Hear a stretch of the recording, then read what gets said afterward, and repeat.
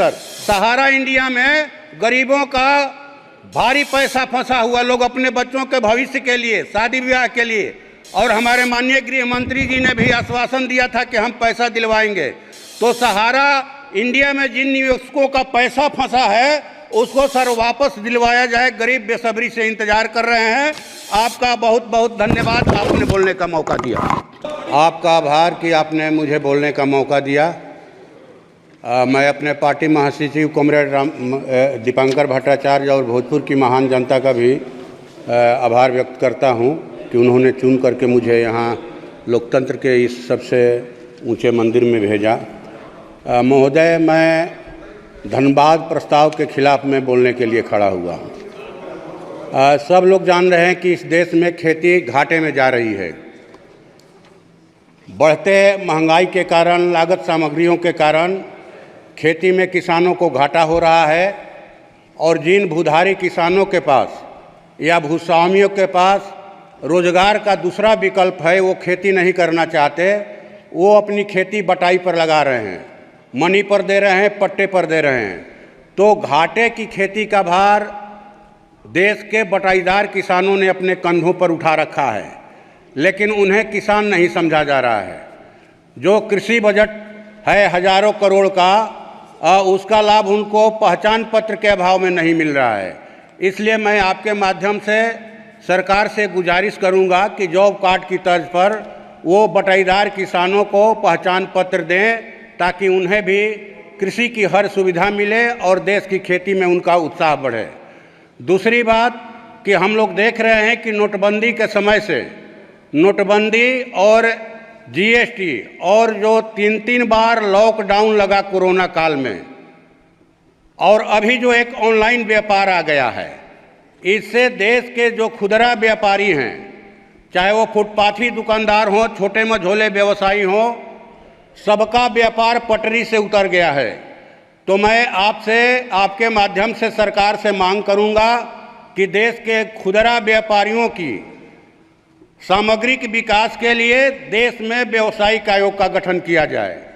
तीसरी बात महोदय कि अभी त्वरित न्याय और अपराध नियंत्रण के नाम पर जो 3 फौजदारी कानून बनाए गए हैं, मैं समझता हूं कि देश के संविधान में जो भारत के नागरिकों को अभिव्यक्ति की आज़ादी का अधिकार दिया गया है, ये उसका सीधा सीधी उल्लंघन है।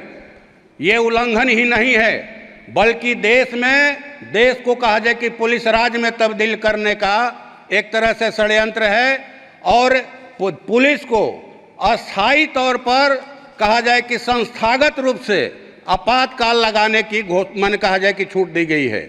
अब कोई धरना प्रदर्शन करेगा, भूख हड़ताल करेगा, तो उसको भी अपराध की श्रेणी में रखा गया है और अपराधियों की तरह उनको भी सजा मिलेगी। मैं समझता हूं अब जो है कि ये माने थानेदारों के विवेक पर इस बात को छोड़ दिया गया कि वो एफआईआर करेंगे कि नहीं करेंगे।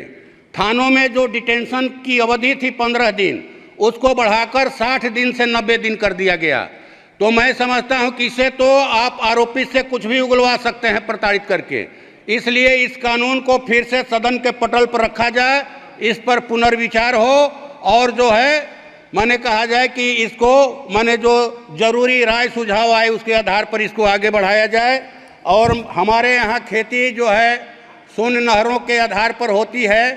जिले के दक्षिणी इलाके में सोन नहरें हैं जो करीब 150 साल पुरानी हो गई हैं। उन नहरों का पक्कीकरण करवाया जाए और बिहार, झारखंड और उत्तर प्रदेश सरकारों के बीच में हमारे यहाँ सोन नदी में कदवन जलाशय अटका हुआ है। इसके लिए सरकार पहल करके उस कदवन जलाशय योजना को पूरा कराए। हमारे यहाँ जिले के दक्षिण उत्तरी इलाके में सर गंगा नदी है। गंगा नदी के किनारे जो गांव बसे हैं, हर हमेशा उनमें कटाव होता है। तो कटाव के रोकथाम के लिए ठोकर बांध का निर्माण किया जाए और भयानक आगलगी होती है। पंचायत लेवल पर फायर ब्रिगेड गाड़ियों का इंतजाम किया जाए। मैं आपके माध्यम से सरकार से ये मांग करता हूं।